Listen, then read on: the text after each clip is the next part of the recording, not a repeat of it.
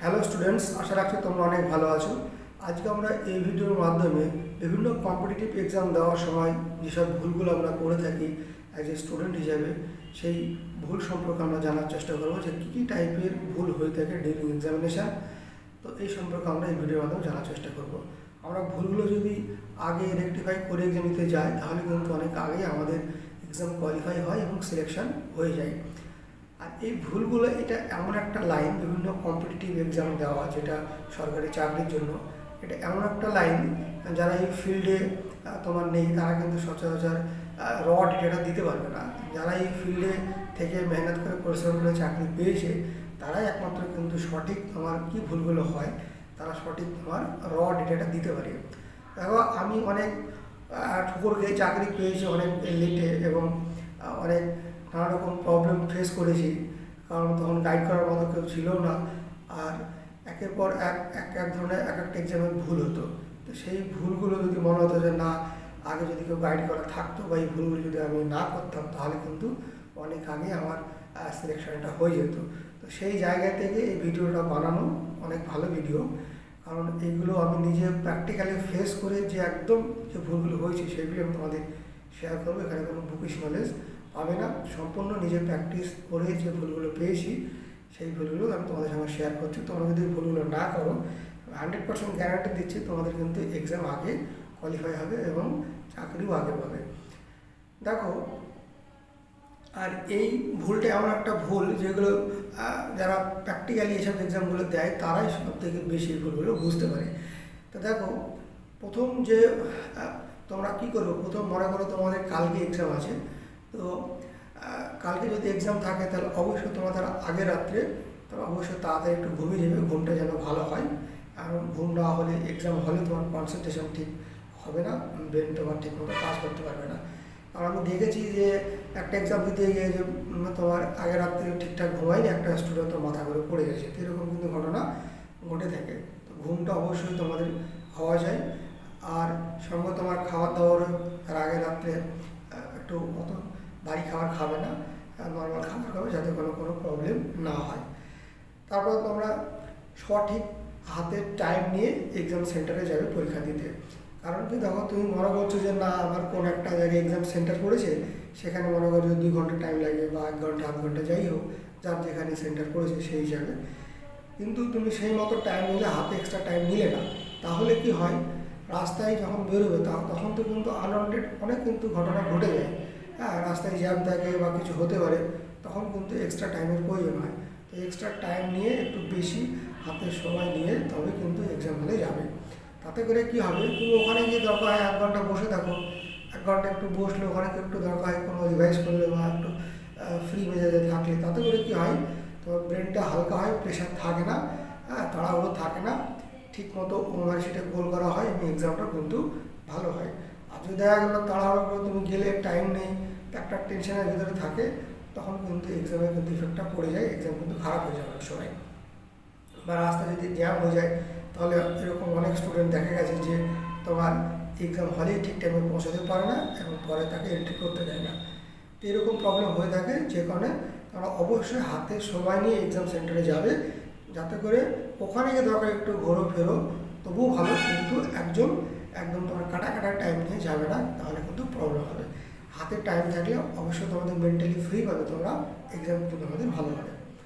Exam সেন্টারে যাওয়ার আগে অবশ্যই তোমরা যে পেন জেল, যেহেতু পেন ইউজ করা হয় না, তো ব্ল্যাক সব জায়গায় অ্যাকসেপ্টেবল, তো ব্ল্যাক বা ব্লু নর্মাল যে পেনগুলো হয় ওই পেন অবশ্যই নিয়ে যাবে।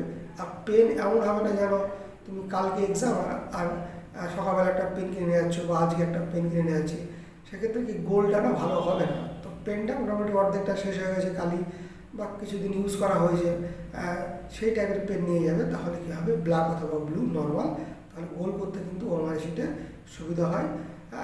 তোমার নতুন পেন নিয়ে গেলে কিন্তু গোল করতে প্রবলেম হয়, এদিকেও কিন্তু একটু ধ্যান রাখবে।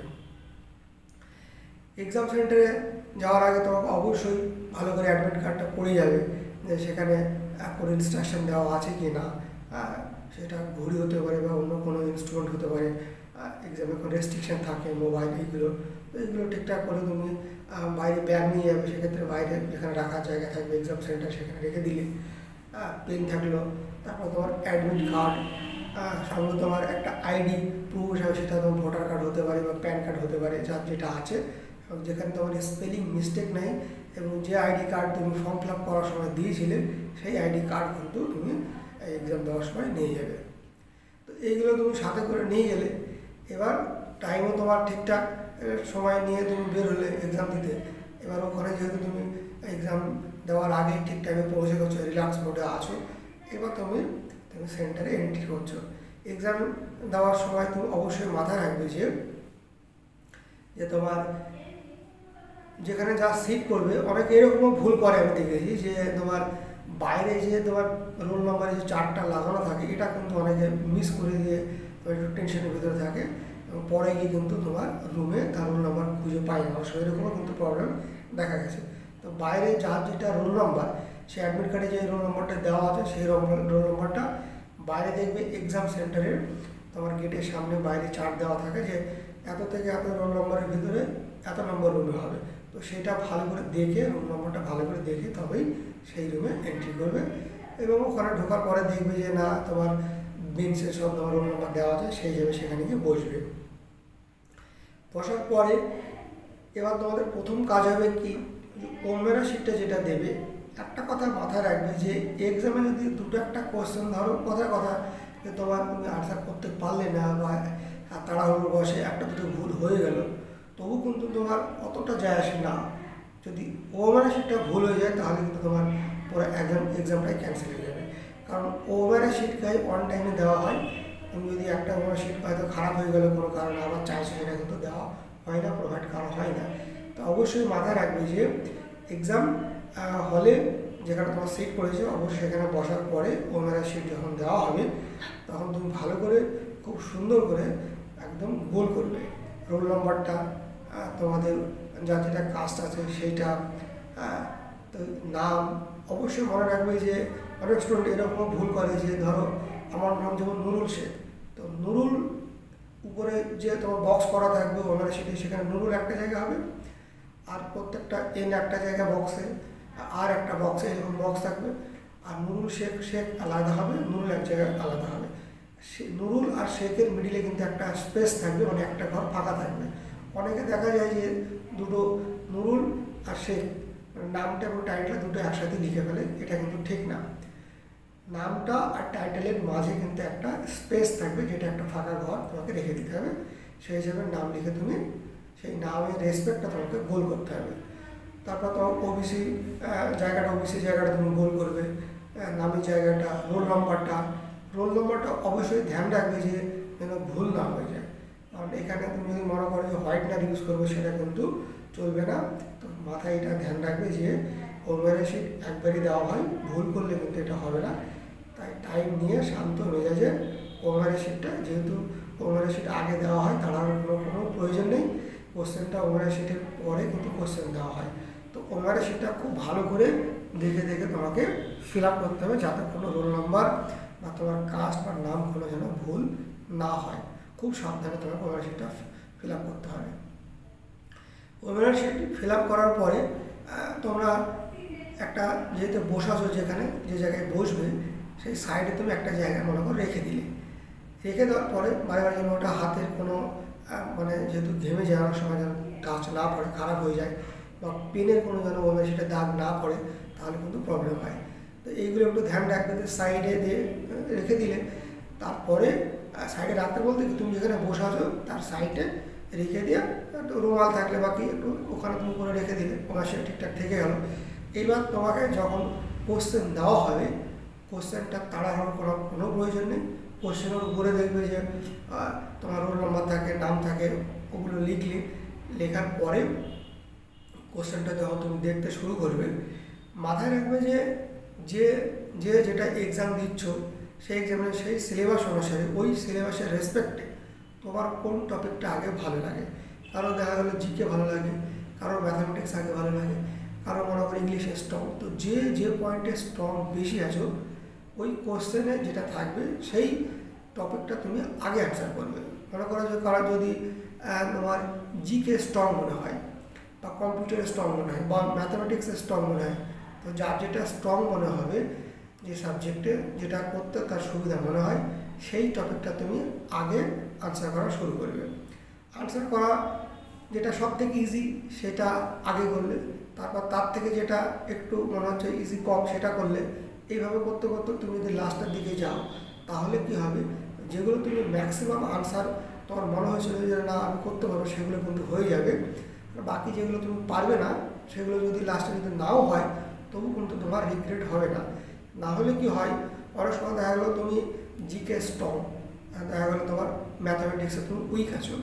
এবার কি হয়, যদি ম্যাথামেটিক্সটা তুমি আগে স্টার্ট করে দাও, যেটা আমি ফেস করেছি অনেক সময়, যার যেটা স্ট্রং পয়েন্ট হিসাবে, যে যেমন তোমার আমার রিজনিং করতে আগে ভালো লাগতো, তবে রিজনিংটা স্ট্রং পয়েন্ট হিসাবে আগে রেখে দিতাম। তা তাড়াতাড়ি রিজনিংয়ে একদম খুবই তাড়াতাড়ি রিজনিং যে টাইপের দিত আমি করে ফেলতাম। তারপরে মনে করো যে অন্য একটা ইজি কিছু একটা দেখা গেলো 5-10 নম্বরের কম্পিউটারের বা জিকে ওটা করে ফেলতাম, তারপরে ম্যাথামেটিক্সটা করতাম, তারপরে মনে করো অন্য টপিক করলাম, তারপরে মনে ইংলিশ করলাম। তো এইভাবে কি মোটামুটি একটা আমি মেন্টালি প্রথমে কিন্তু একটা সিরিজ বানিয়ে রেখেছিলাম যে আজকে আমি এই এক্সাম দিতে যাচ্ছি, এই এক্সামের রেসপেক্টে এটা সিলেবাস, এবং এই সিলেবাসে যেটা সব থেকে স্ট্রং হওয়ার ক্ষেত্রে সেটা আমি আগে করবো, তারপরেরটা এইভাবে আমি অ্যাসেন্ডিং অর্ডারে সাজিয়ে নেব। তো জিকে যদি তোমার স্ট্রং হয় তাহলে তুমি জিকেটা আগে আনসার দেখবে তোমার খুব তাড়াতাড়ি হয়ে যাবে। সেক্ষেত্রে তোমার কোনো ডাউট থাকলো না, কোনো ভয় নেই যে আমার টাইম চলে যাচ্ছে বা আমার অন্যগুলো তাড়াতাড়ি করতে হবে। তো প্রথম থেকে তোমার কিন্তু স্মুথলি তুমি কোশ্চেনের আনসার করতে পারবে। তারপরে মনে করো জিকে করার পরে পরে মনে হচ্ছে যে না তোমার আমি রিজনিং করবো, তো রিজনিংটা তোমার হয়ে গেল। তারপর মনে করো তুমি মনে করলে যে ম্যাথামেটিক্স করবো, ম্যাথামেটিক্সটা হয়ে গেল। এইভাবে তুমি আনসারটা করলে এইবার দেখা যাচ্ছে যে কী হয়, এতে করে যেগুলো সব থেকে স্ট্রং পয়েন্ট সেইগুলো যদি আগে তুমি করে নাও, তাহলে যেগুলো তোমার ক্ষেত্রে উইক সেগুলো যদি লাস্টের দিকে টাইমের জন্য বা কোনো কারণবশত যদি নাও হয় তাহলে কিন্তু তোমার অতটা প্রবলেম হবে না। কিন্তু যদি তোমার গেলো জানা কোশ্চেন যদি তুমি প্রথমে না আনসার করতে না পারো, লাস্টে করার জন্য রেখে দিয়েছো, তাহলে কিন্তু তোমার বড় ধরনের একটা রিগ্রেট হবে, মার্কস কিন্তু তোমার কমে যাবে। তো প্রথমে তুমি জিকে করলে তোমার হিসাবে সবার ক্ষেত্রে যে এক হবে ব্যাপারটা এরকম নয়, কারণ যদি ম্যাথামেটিক্সে খুব স্ট্রং হয় তাহলে সে ম্যাথ আগে করবে। তো যার যেটা স্ট্রং সে যদি সেটা আগে করে তাহলে কিন্তু রেজাল্ট সে ভালো পাবে। এবার তোমাকে মাথায় রাখতে হবে যে কোনো একটা টপিক, কোনো একটা সাবজেক্ট আমার খারাপ লাগে তাই বলে কি একদম লাস্টে রাখবো না, সেটাকে তোমাকে মিডিলে কোনো একটা জায়গায় এমনভাবে রাখতে হবে যাতে করে নির্দিষ্ট একটা টাইম ফিক্স করবে যে এই টপিকটার উপরে আমি 15 মিনিট বা 20 মিনিট টাইম দিতে চাই। এবার এই কোন টপিকে কতটা টাইম দেবো সেটাও কিন্তু তোমার আগে থেকে তোমার সিলেকশন করা থাকবে। জিকে জন্য আমি এতটা টাইম ইনভেস্ট করবো, ম্যাথামেটিক্সের জন্য এতটা টাইম ইনভেস্ট করবো। যদি সেই এক্সাম যদি 1.5 ঘন্টা হয় সেই হিসাবে তুমি টাইমটা সিলেক্ট করে নেবে। যদি তোমার 2 ঘন্টার এক্সাম হয় সেইভাবে তুমি টাইমটা সিলেক্ট করে নেবে। তো যার যেটা স্ট্রং সেই টপিকটা করতে গেলে তার কম সময় লাগবে, যার যেটা কঠিন মনে হয় সেটা করতে গেলে একটু বেশি সময় লাগবে। তো কোনটাতে আমি বেশি টাইম দেবো, কোনটাতে কম টাইম দেবো, কোনটাতে আমি কত আনসার করবো, কোনটাতে কম করবো, কোন জায়গাটা আমি কোশ্চেন ছাড়বো, কোন জায়গাটায় ছাড়বো না, আমার স্ট্রং পয়েন্ট হিসাবে এইগুলো সব কিন্তু তোমার এক্সাম দেওয়ার আগে তোমার ক্যালকুলেশন থাকবে মাথার ভিতরে। সেই হিসাবে তুমি কিন্তু কোশ্চেন পেপার ওখানে দেখবে আর আনসার করবে। ওখানে গিয়ে যদি পুরো ডিসিশনটা নাও তাহলে কিন্তু তোমার হজপজ হয়ে যাবে পড়া। আগে থেকে তোমাকে ডিসিশন নিয়ে রাখতে হবে যে এই 200 নম্বরে আমি এক্সাম দিতে যাচ্ছি, এইখানে এরকম সিলেবাস আছে, এতটা টাইম আছে, তো কোন টপিকের জন্য কতটা টাইম দেব, কোনটা আগে করব, কোনটা পরে করব, কোনটা ছাড়বো, কোনটা ছাড়বো না, সব কিন্তু তোমাকে আগে থেকে কিন্তু প্ল্যান করে এক্সাম দিতে যেতে হবে। এবার দেখো কী হয়, অনেকে আমি দেখেছি যে মনে করো রিজনিংয়ে দেখা গেল কোনো তোমার সিটিং অ্যারেঞ্জমেন্ট দিয়েছে বা পাজল টাইপের কোনো টেস্ট আছে। তো এই জাতীয় রিজনিংগুলো একটু টাফ হয়, খুব প্র্যাকটিস না হলে চট করে করা মুশকিল। তো রিজনিং দেখলে যে তুমি বাকি রিজনিংগুলো আমি ভালো পারি, কিন্তু এই যখন তোমার সিটিং অ্যারেঞ্জমেন্ট থাকে তোমার তো তখন একটু প্রবলেম হয়।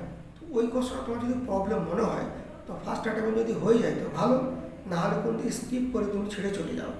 কোশ্চেনে যদি তুমি স্টাক হয়ে যাও, এরকম যদি হয়ে যায় না আমি এটা করেই ছাড়বো না হলে হবে না, তাহলে কিন্তু তোমার ওই 2 মিনিটের জায়গায় তোমার কিন্তু 10 মিনিট খেয়ে যাবে, লাস্টে তোমার ওটা সলভও হবে না, তোমার টাইমটাও চলে যাবে।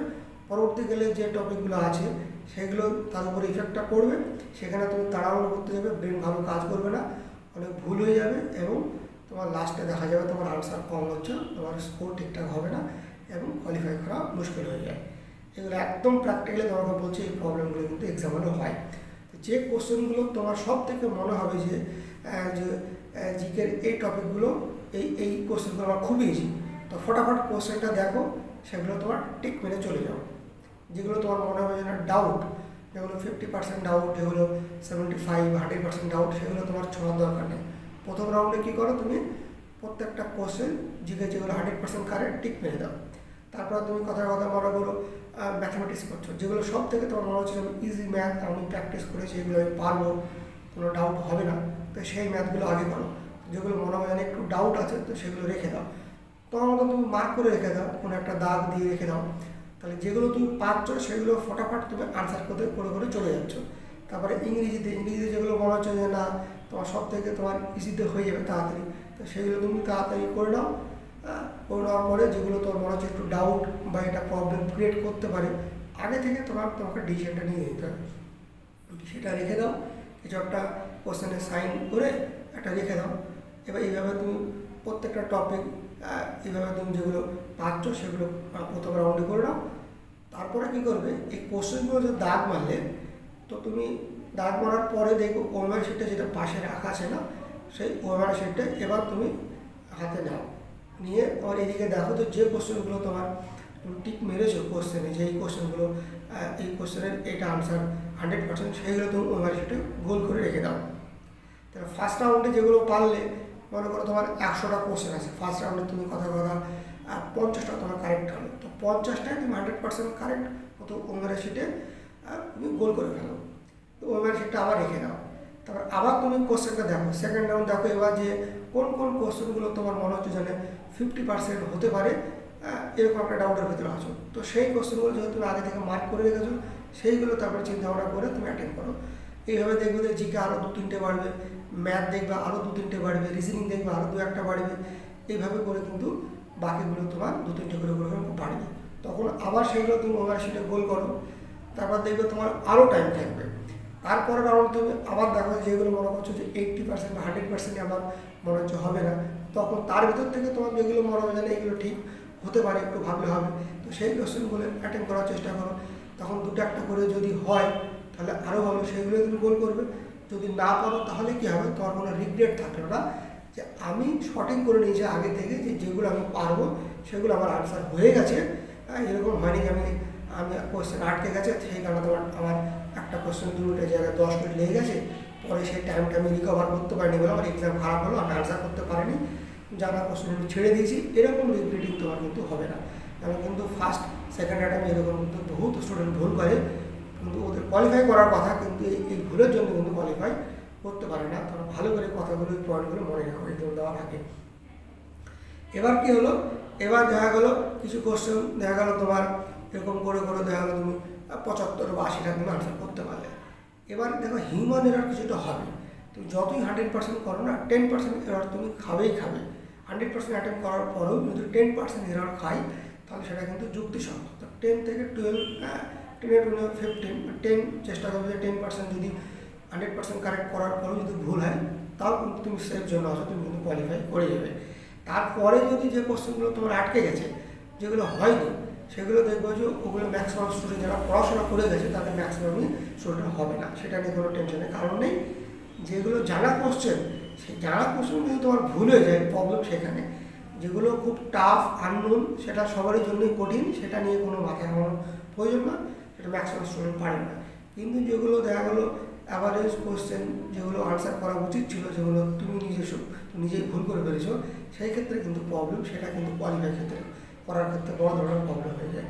তো যারা question easy question, average question ভুল করা যাবে না, টাফগুলো শর্টিং করে আমরা বাদ দিয়ে দিলাম, সেখানে যদি বাদ চলে যায় তাও কোনো প্রবলেম থাকছে না, তোমার কোনো রিগ্রেটিং করার জায়গা নেই, আরামসে তুমি কিন্তু কোয়ালিফাই করে যাবে।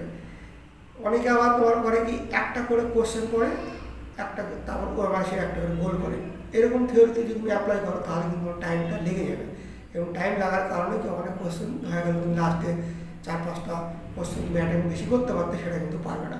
তো যেভাবেই হোক তোমাকে কম টাইমে আনসারটা বেশি করতে হবে উইথ অ্যাকুরেসি, এটা মাথায় রাখতে হবে অন্যান্য স্টুডেন্টের থেকে, যে আমি একটু কম সময়ে একটু বেশি কোশ্চেন ঠিক করব এবং যাতে ভুলটা কম হয়, এইটা মাথায় রাখবে। তাহলে কিন্তু তুমি এক্সাম তোমাদের ভালো হবে আর এক্সাম কিন্তু কোয়ালিফাই করে যাবে। লাস্টের দিকে এমন যত না হয় যে তোমার আরেকটা কথা মাথায় রাখবে যে গোল করার সময় কেউ যত হাফ গোল করে বা একটু গোলটা সামনের দিকে পিছনের দিকে এরকম বেড়ে গেছে, সাইডে বেড়ে গেছে, এরকম যেন না হয়। খুব সুন্দর করে যেরকম ওই যে রাউন্ডটা দেওয়া থাকবে ওভার শিটে, যতটা রাউন্ড থাকে ততটাই একটু সুন্দর করে গোল করবে। আর জন্য ওভার শিটে কোনো দাগ টাগ না পড়ে সেদিকেও কিন্তু নজর দেবে। এবার দেখো লাস্টের দিকে যখন তোমাদের ওভার শিটটা নেওয়া হবে তার আগে তো তোমাদের ঘন্টা পড়বে, তো সেই সময় তাড়াহুড়ো করবে না যে আরও দুটো কোশ্চেন আছে আমাকে আনসার করতে হবে। মোটামুটি চেষ্টা করবে যেন 7 মিনিট 10 মিনিট মোটামুটি 5-7 মিনিট 10 মিনিট আগে যেন এক্সাম শেষ হয়ে যায়। তারপরে তুমি তো সব অ্যাটেন্ড করতে পারছো না, তুমি যতই পড়াশোনা করো 100% অ্যাটেন্ড করা সম্ভব না। এইবার সেই ক্ষেত্রে দেখা গেলো একটা দুটো কোশ্চেন তোমার যদি মনে হয় যে আমি ভুল তোমার ওভার শিটে গোল না করার থেকে আমি ট্রাই করে দেখি, যদি তোমার হয় তাহলে একটা গোল করলে কী অসুবিধা, দুটো একটা গোল করলে। কিন্তু যে আন্দাজে আমরা টিক মেনে দেবো গোল করে দেবে এটা কিন্তু করতে যাবে না। এটা করলে কিন্তু তোমার ঘর থেকে, যেহেতু এক্সামে নেগেটিভ মার্কিং থাকে, নেগেটিভ মার্কিং না থাকলে সেটা আলাদা ব্যাপার, কিন্তু যেহেতু ম্যাক্সিমাম এক্সাম তোমার নেগেটিভ মার্কিং থাকে তাহলে কিন্তু তোমার ঘর থেকে নাম্বার যেটা তুমি পেয়েছো সেটাও কিন্তু চলে যাবে। তাই আন্দাজে আনসার করবে না, এটা মাথায় রাখবে। যতটা পারবে ঠিক সেই মতো আনসার করবে। আন্দাজে আনসার করা যারা পড়াশোনা করেছে, ডাউট লাগছে, যারা একদমই পড়াশোনা করেনি সবটাই আন্দাজে করে দেবে, এইভাবে কিন্তু স্কোর করা যায় না। কিন্তু যারা ডিপলি পড়াশোনা করেছে, অনেকদিন টাচে নেই, একটু ডাউট মনে হচ্ছে যে না এই কারেন্ট অ্যাফেয়ার্সটা আমি পড়েছি, একটু ডাউট মনে হচ্ছে, বা হিস্ট্রি এই কোশ্চেনটা একটু ডাউট মনে হচ্ছে, সেই ক্ষেত্রে কিন্তু তুমি যদি 50% মনে হয় যে ডাউট, মানে 50% মনে হয় তোমার ঠিক হবে, 50% মনে ডাউট হবে, এই জাতীয় কোশ্চেন যদি তোমার সামনে পড়ে সেক্ষেত্রে আমি বলবো একটু রিস্ক নেওয়া ভালো। সেক্ষেত্রে ঘর থেকে তোমার যাবে না কিছুই, বরঞ্চ তোমার যদি দেখা গেলো কিছু নাম্বার তোমার পেয়ে যদি যাও তাহলে কিন্তু তোমার নাম্বারটা অ্যাড হবে। তো সেক্ষেত্রে কি 50% যদি তোমার কারেক্ট মনে হয়, 50% রং মনে হয়, সেই জাতীয় কোশ্চেন লাস্টের দিকে উইথ রিজনিং, প্রপার রিজনিংয়ের সাথে তুমি যদি আনসারটা করো সেক্ষেত্রে তোমার কিন্তু ঘর থেকে নাম্বার যাবে না, বরং 2-4টে নাম্বার তোমার যোগই হবে। যেগুলো যদি 50% উপরে, 70%, 80%, 100% তোমার মনে হচ্ছে ডাউট এটা ঠিক না, তাহলে সেই কোশ্চেনগুলো হাত অবশ্যই দেবে না, তাহলে কিন্তু চরম কিন্তু ভুল হবে। শুধুমাত্র 50% তোমার যদি কারেক্ট মনে হয়, 50% রং মনে হয়, সেই জাতীয় কোশ্চেন একটু প্রপার অ্যানালাইসিসের সাথে যদি আনসার করো তাহলে কিন্তু খুব একটা লস হবে না, বরঞ্চ তোমার 2-4 নাম্বার তোমাদের টোটাল নাম্বারের মধ্যে যোগ হয়ে যাবে। এটা কখন হবে, যখন তুমি প্রপার ভালো করে পড়াশোনা করেছো, থিওরিটিক্যালি নলেজ আছে, সেই ক্ষেত্রে যদি তুমি এই জাতীয় তুমি একটু রিস্ক নাও তাহলে কিন্তু তোমার লাভ হবে, প্রবলেম হবে না। কিন্তু যারা নতুন স্টুডেন্ট, তাদের থিওরিটিক্যাল নলেজ নেই, সেই ক্ষেত্রে যদি তাহলে আমাদের সব আনসার করে দেয় তাতে কিছু লাভ হবে না, কিন্তু মাইনাস খেয়ে যাবে। তো এই পয়েন্টগুলো তোমরা ভালো করে রাখবে।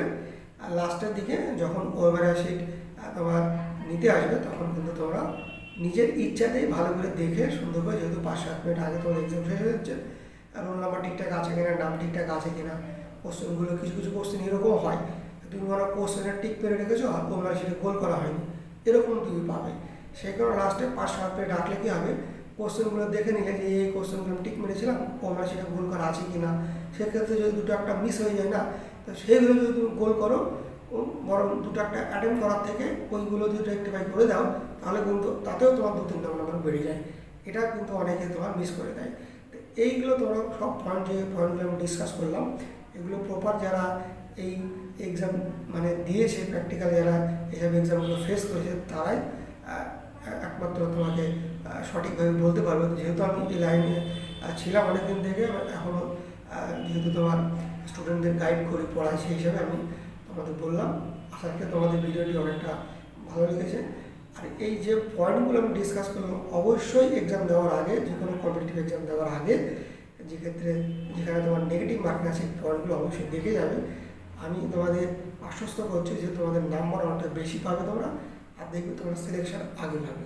অ্যাকচুয়ালি কী হয়, গভর্নমেন্ট কম্পিটিটিভ যে এক্সামগুলো হয় না, এটা এক একটা এক্সাম এক এক রকমের সিলেবাস ডিমান্ড করে। তো সেই সিলেবাসটা প্রপার অ্যানালাইসিস করে যদি তুমি এক্সাম দিতে যাও, ভুলগুলো না করো, তাহলে তুমি এক্সাম আগে কোয়ালিফাই করবে।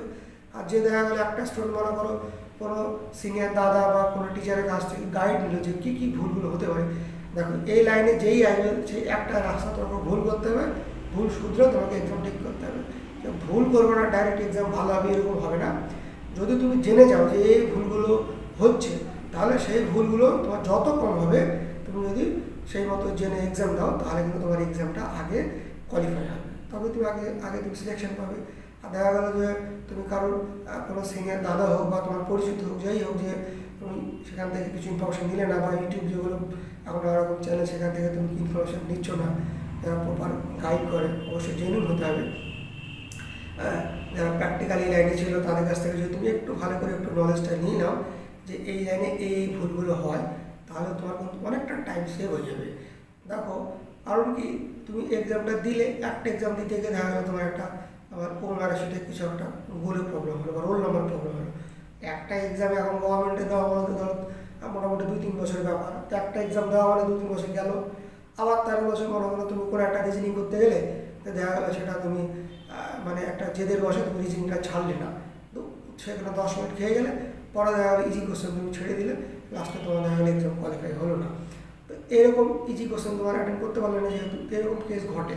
তো এক একটা এক্সামে কিন্তু এক এক ধরনের প্রবলেম আসে, সব এক্সামে যে একই প্রবলেম এরকম হয় না। তো নানা রকম এক্সাম দিয়ে যে প্রবলেমগুলো আমি ফেস করে তোমাদের আমি সেই প্রবলেমগুলো শেয়ার করলাম, যে কম্পিটিটিভ এক্সাম গভর্নমেন্টে যেগুলো দিতে যাবে, সব রকমের এক্সাম মোটামুটি এই প্রবলেমগুলো হয়, তোমরা অবশ্যই মাথায় রাখবে। আর একটা অনলাইন এক্সাম যদি হয়, কোনো অনলাইন এক্সাম দেওয়ার সময় কিন্তু একই কেস, যে কোশ্চেনগুলো আগে পড়বে ফটাফট করবে, না পারলে স্কিপ করে দেবে, মানে সেটা নিয়ে সেটা আমি যেদের বসে ওইটা না করলে আমি অন্য কোশ্চেন দেখবো না, এরকম করলে হবে না।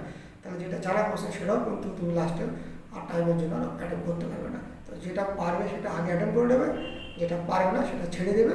লাস্টে যদি দেখা গেলো টাইম থেকে অ্যাটেন্ড করবে, না পারলে কোনো প্রবলেম নেই, কারণ তোমার যেগুলো কঠিন সেগুলোই হয়নি, ওটা কোনো চাপ হবে না, এক্সাম কোয়ালিফাই করে যাবে।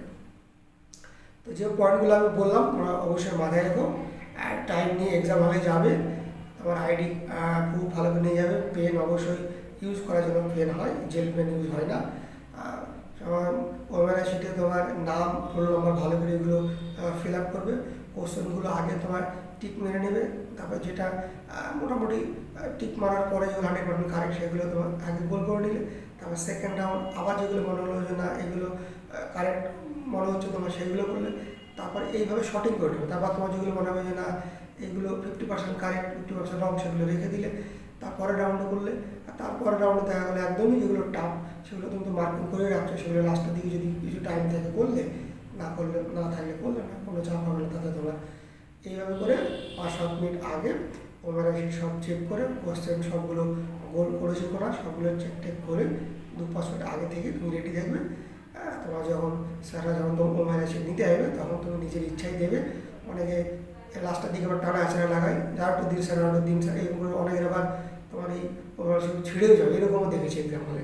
তো এইগুলো কিন্তু সব নানা রকম ঘটনা ঘটে, এই সমস্ত জিনিস যাতে না হয়, এই ভুলগুলো যদি তুমি না করো, তোমার এক্সাম হলে এক্সাম দেওয়ার সময় যদি প্রপার মেহনত করে যদি পরীক্ষা দিতে যাও, আর যদি এই ভুলগুলো না করো, আমি সিওরিটি দিচ্ছি তোমরা অনেক আগে এক্সাম কোয়ালিফাই করবে এবং সিলেকশনও পাবে।